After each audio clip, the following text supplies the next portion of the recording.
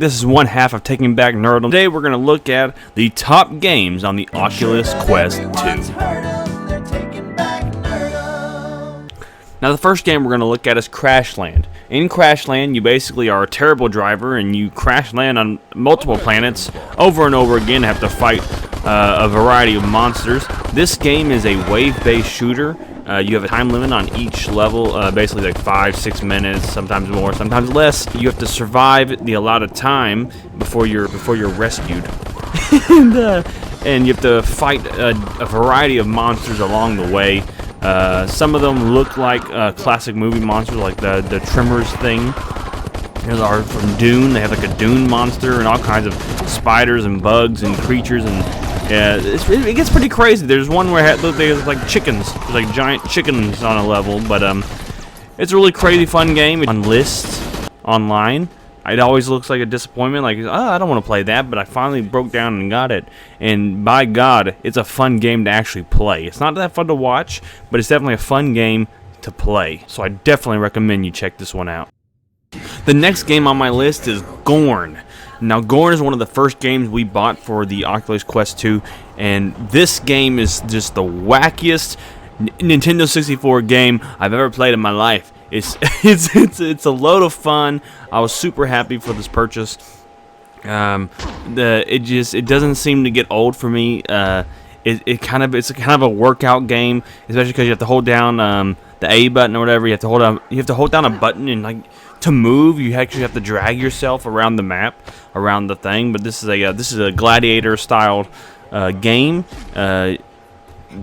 There's like a endless mode, and there's other modes where there's like a big boss battle at the end where you have to fight somebody like riding a giant, or you got to fight someone riding a crab, or have an extra midget person.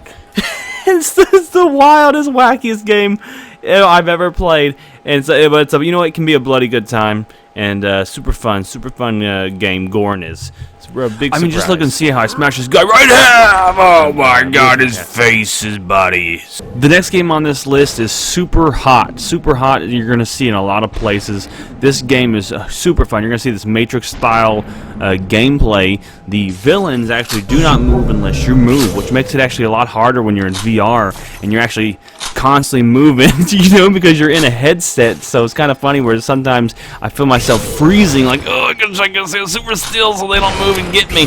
But it's super fun. The biggest difference between this and the console version, that you're stuck in one spot, you can't really move around, and I thought that was going to be a big turnoff for me, but it actually gives it much more of a puzzle-like feel to it, which I certainly ended up actually enjoying a little bit more, actually.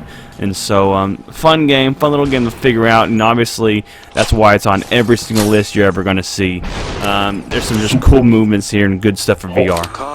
If you're having troubles picking between Arizona Sunshine and Saints and Sinners, well, here's the biggest difference between the two. I think Saints and Sinners leans a little bit more towards the survival aspect, where this one feels like a much more action-packed, entertaining game to play. So if you're more looking for something just to get into, especially VR, you know, VR can be hard on the eye sometimes. Something that's just fun, you can just shoot zombies and run around and collect guns and blow them up and shit, then Arizona VR is your thing. Now, if you don't mind the headset and you know your eyes straining after 2 hours, 3 hours of gameplay, then you could probably go for the Saints and Sinners. It's just a lot more of definitely Saints and Sinners feels like a lot more like an RPG, where this feels like definitely more of just a fun run and gun type of game. Despite there is some survival-like elements though in this, where you're checking cabinets and stuff. You have to find keys and look around, and there's aspects of it. But all in all, that's why I chose this one though. I felt like this one is a lot more funner, and though this makes my list of the best VR games. I go to art house cinemas several nights a week. I blog about the classics and buy the DVDs. Directors don't know who I am or care that I exist, but I defend their work for hours at parties when I'm pissed. Meteor, I gave you all the best years of my life. I tell the world about you on social network sites. When I'm not consuming you, I'm telling others too, and wishing I could